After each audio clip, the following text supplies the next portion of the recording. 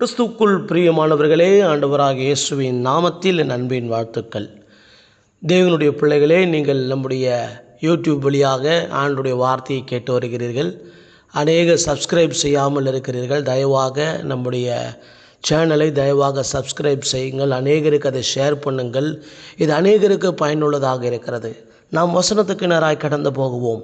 பாருங்கள், இன்றைக்கு அநேகருடைய வாழ்க்கையிலே எனக்கென்ன யாருமே இல்லை பிரதர், எனக்கென்ன யாருமே இல்லை, என்னை புரிந்து கொள்வதற்கு இந்த பூமியிலே யாருமே இல்லை, எனக்கு உதவி செய்வதற்கு இந்த பூமியிலே யாரும் இல்லை, எனக்கு ஆறுதலான வார்த்தைகளை சொல்ல இந்த பூமியிலே யாரும் இல்லை, என்னை வழிநடத்துவதற்கு யாரும் இல்லை, எனக்கு ஆதரவாக யாருமே இல்லை, என் மீது முழு மனதோடு அன்பு செலுத்த யாருமே எனக்கு இல்லை, எனக்காக பரிந்து பேசக்கூட யாரும் இல்லை, இந்த உலகத்திலே நான் ஒரு தனித்தவனாக, ஒரு கைவிடப்பட்டவனாக நான் காணப்படுகிறேன் என்று சொல்லி வருத்தப்பட்டு கலங்கி கொண்டிருக்கிற என் சகோதரனே, எனக்காக யாரும் இந்த உலகத்தில் இல்லையே என்று நாம் வருந்துவதை விட எனக்கானவர்கள் இந்த பூமியில் யாரும் இல்லை என்று நம்மை நாமே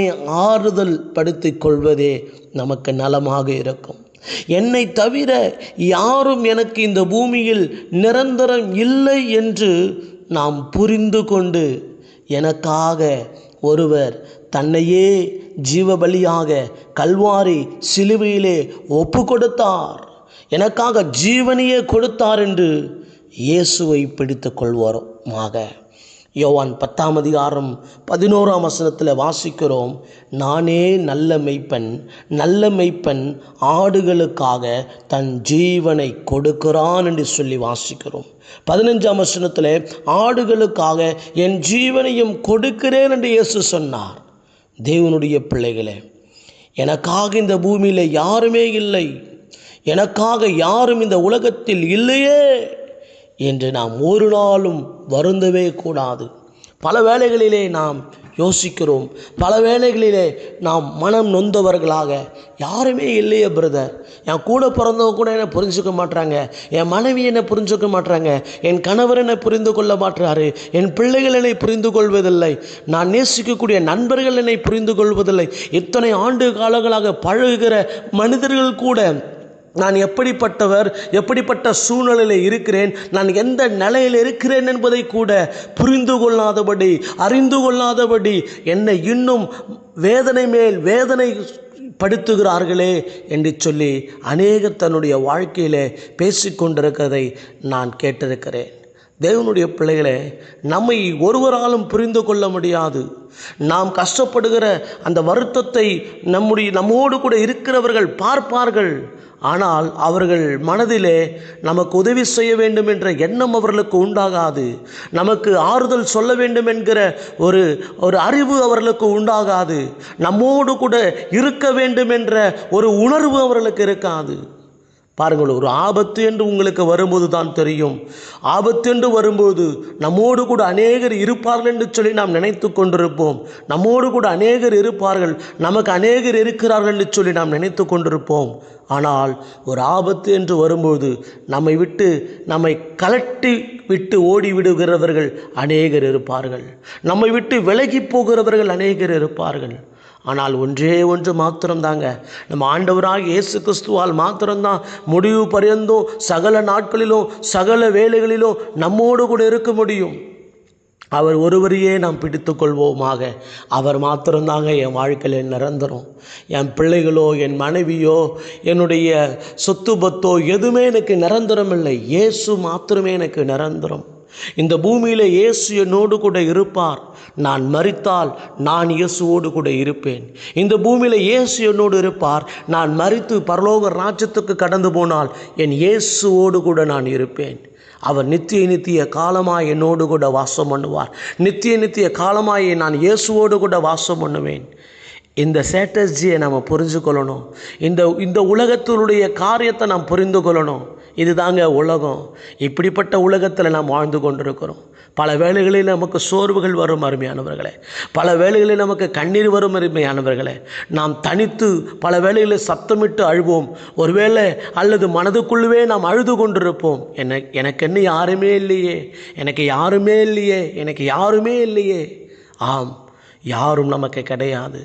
ஒரு கவிஞன் விதமாய் ஒரு பாடலை பாடினார்.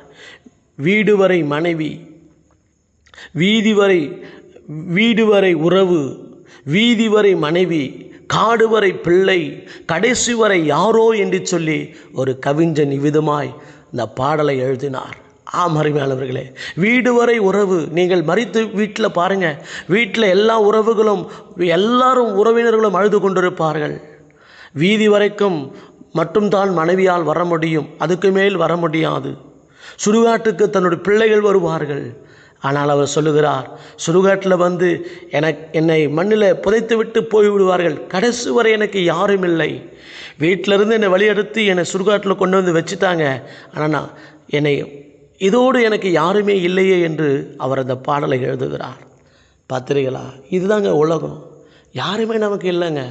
எதுவுமே நமக்கு நிரந்தரம் இல்லைங்க. நிரந்தரம் இல்லாத உலகத்தில் வாழ்கிறோம். 6 அடி மண்ணு கூட நமக்கு சொந்தம் கிடையாது. நாம் இடுப்பில் கட்டி கொண்டிருக்கிற அருணா கயிறு கூட நமக்கு சொந்தம் கிடையாது இந்த பூமியில். அருமையானவர்களே, இப்படிப்பட்டதான ஒரு மாய்மாலமான, ஒரு அன்பில்லாத, ஒரு ஆதரவில்லாத, ஒரு உதவி இல்லாத, ஒரு மன்னிப்பு இல்லாத உலகத்திலே நாம் வாழ்ந்து கொண்டிருக்கிறோம். நீங்கள் மற்றவர்களை புரிந்து கொள்கிறீர்களோ இல்லையோ, உங்களை நீங்களே புரிந்து கொள்ளுங்கள். கடைசி வரை உங்களுக்கு நீங்கள் தான், உங்களுக்கு இயேசு, உங்களுக்கு நீங்கள் தான். உங்களை நீங்கள் புரிந்து கொள்ளுங்கள். இயேசு ராஜாவை நீங்கள் புரிந்து கொள்ளுங்கள். இதுதாங்க வாழ்க்கை, இதுதான் வாழ்க்கை. இயேசு கிறிஸ்துவை நாம் இறுக பிடித்து கொள்வோமானால் அவர் எந்த சூழ்நிலை நம்மை விட்டு விலகாதவராக இருக்கிறார். எத்தனையோ பேர் நம்ம கூட இருந்தவங்களாம் இப்போ போயிட்டு இருப்பாங்க. எத்தனையோ பேர் நம்ம கூட இருந்தவங்களாம் நம்மளை விட்டு தூரம் போயிட்டு இருப்பாங்க. போனவங்களை குறித்து கவலைப்படாதீங்க. நம்ம கூட எப்போதும் இருக்கிற இயேசுப்பாவை நினச்சி சந்தோஷப்படுங்க. ஜெபமல்லாங்களா? ஆண்டவரே, இந்த வேலையில் பாரத்தோடு கூட ஜெபிக்கிறேன் தகப்பனே.